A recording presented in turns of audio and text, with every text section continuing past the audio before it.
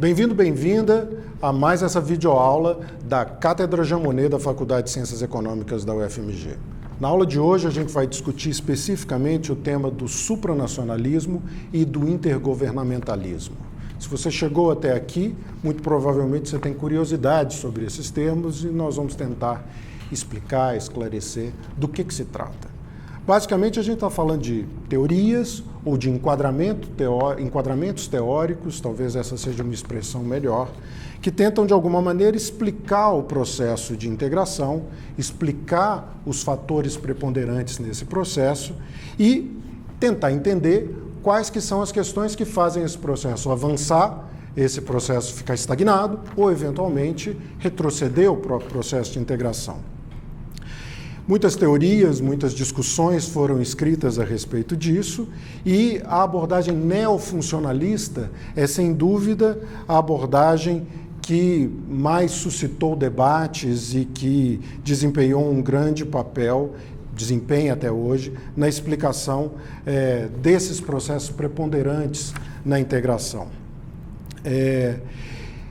Talvez a questão mais importante, antes da gente começar, que mereça alguma reflexão a respeito disso, é que a gente está falando de análises que são construídas essencialmente a posteriori.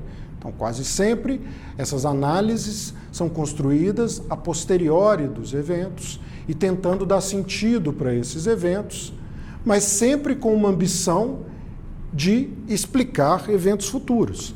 Sempre com uma ambição de um certo entendimento a priori do que está acontecendo para prever os rumos do processo, etc.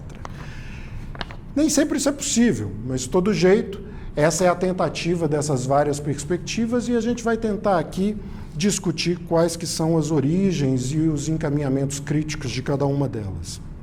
O neofuncionalismo é uma dessas teorias, é talvez a mais conhecida a respeito do processo de integração europeu, já suscitou uma série de debates, tem a ver essencialmente com as ideias formuladas por um autor que chama Ernest Haas, que publicou um livro em 1958 que chama The Uniting of Europe.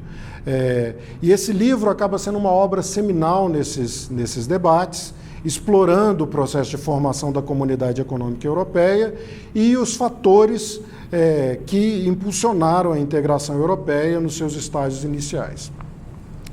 Com base nos desenvolvimentos da integração europeia no final da década de 50, então, o neofuncionalismo desenvolveu um tipo de modelo para explicar como que a integração europeia ocorre ou ocorreu na prática. E o crescente nível de integração ou da integração europeia e o papel dos órgãos supranacionais são, portanto, explicados nessa teoria. Em primeiro lugar, argumenta-se que quando os países concordam em cooperar em um determinado setor, essa cooperação cria um conjunto de incentivos para que haja cooperação também em áreas semelhantes ou áreas relacionadas. A ideia é que os benefícios totais da integração em um desses setores, eles só podem ser obtidos, entretanto, com a cooperação também em outros setores. Esses que são os chamados efeitos de transbordamento, o spillover. Essa é uma das partes centrais da teoria, desse arranjo teórico conhecido como neofuncionalismo e que foi discutido e vem sendo discutido até hoje por diversos autores. Um segundo aspecto importante do neofuncionalismo é a ideia de que a integração econômica, ela quase sempre leva também a um aumento na interação entre os atores da região de integração e isso, consequentemente, faz com que atores subestatais comecem a cooperar politicamente, além das fronteiras, e fazer lobby com os seus líderes políticos, de maneira que você acaba pressionando os governos na direção de promover ou de intensificar o processo de integração. Em terceiro lugar, a gente tem a ideia de que o órgão supranacional criado para supervisionar essa integração, no caso, a Comunidade Econômica Europeia, a União Europeia, a Comissão Europeia, órgãos diferentes criados ao longo do tempo com essa função, eles vão buscar estratégias para aprofundar a integração em setores que já estão integrados e para expandir essa integração para outros setores. A ideia, então, é que esses organismos eles acabam promovendo seus próprios interesses. E esses órgãos supranacionais, então, eles podem conseguir, promovendo continuamente esses benefícios de uma maior integração, fazer com que o próprio processo avance. Essa abordagem, ela sofreu diversas críticas ao longo do tempo e acabou dando origem a outras abordagens também. De uma maneira geral, a gente pode dizer que o neofuncionalismo ele oferece uma lógica muito convincente a respeito de como que o processo de integração funciona, avança.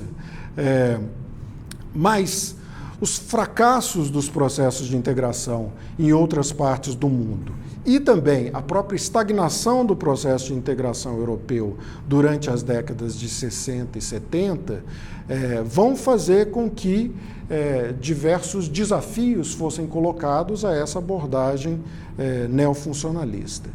O neofuncionalismo foi, então, criticado por diversos autores, especialmente no que diz respeito a esse grau de automatismo que essa abordagem teórica tem. Ou seja, a ideia de que esses processos avançariam de maneira mais ou menos automática, autônoma. E, na prática, o que se verificou é que a abordagem neofuncionalista ela tinha muita dificuldade de levar em consideração o crescente grau de protecionismo de uma ou outra nação e limitações de ordens variadas criadas por Estados-membros, em alguns momentos, por conta de motivos específicos. A gente vai abordar numa próxima aula justamente a chamada crise da cadeira vazia, que é um exemplo central dessa discussão.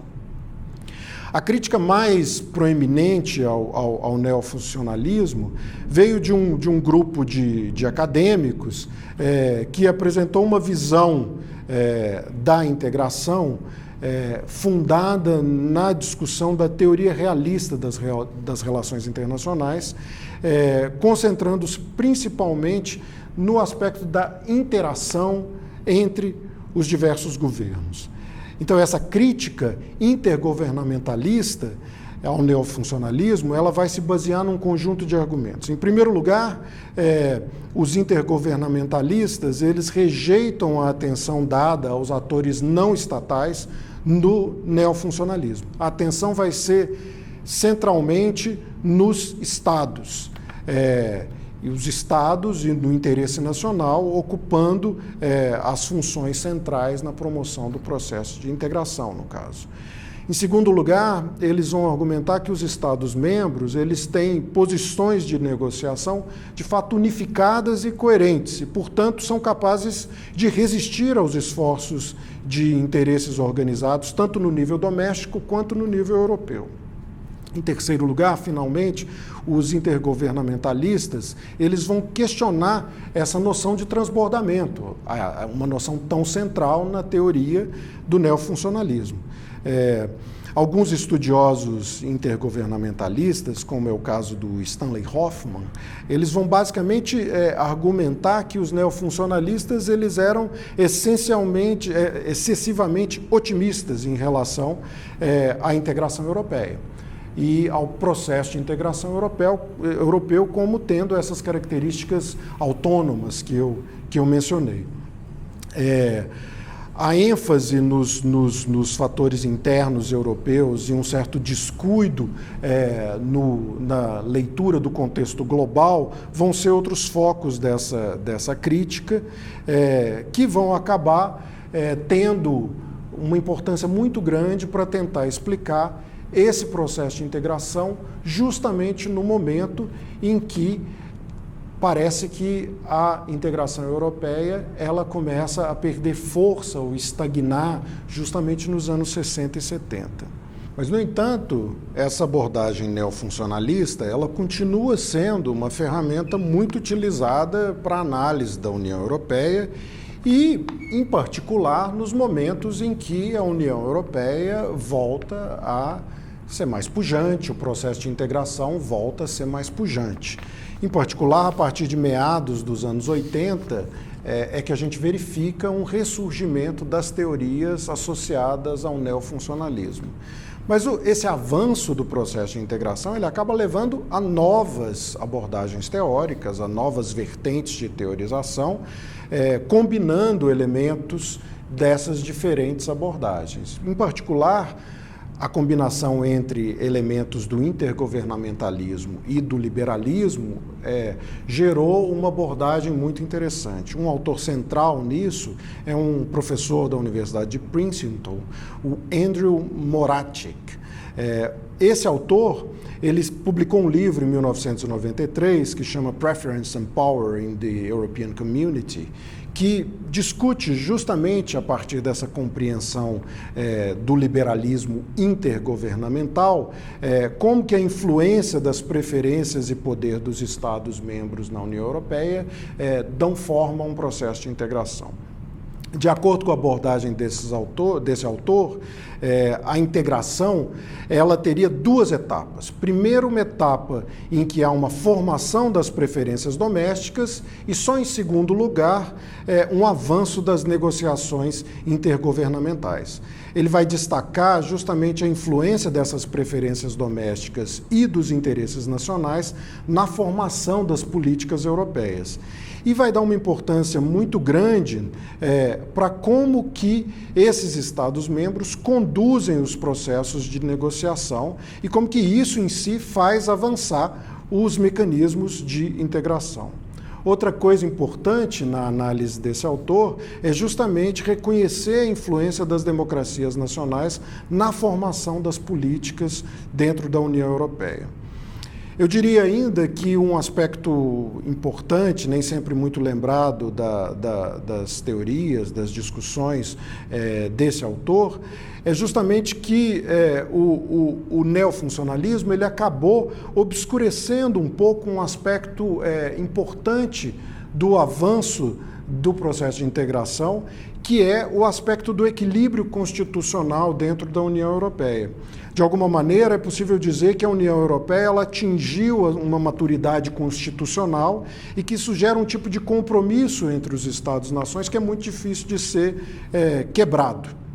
E isso gera novas implicações para o processo, para o próprio processo de integração. Então, para concluir a nossa aula de hoje, eu diria que essas teorias elas são ainda muito relevantes para a gente entender a União Europeia contemporânea e elas funcionam como uma espécie de diferentes lentes analíticas para a gente ser capaz de interpretar uma dinâmica complexa que é essa interação entre a soberania nacional e o processo de integração em si, o processo de integração supranacional. De alguma maneira, essas diferentes lentes analíticas, elas nos ajudam a entender melhor os processos de tomada de decisão e também os desafios e as dinâmicas políticas da União Europeia num contexto global altamente instável, com várias questões que toda hora nos chamam a interpretação e a tentar compreender o que de fato está acontecendo. É isso, a gente fica por aqui hoje. Muito obrigado e até a próxima.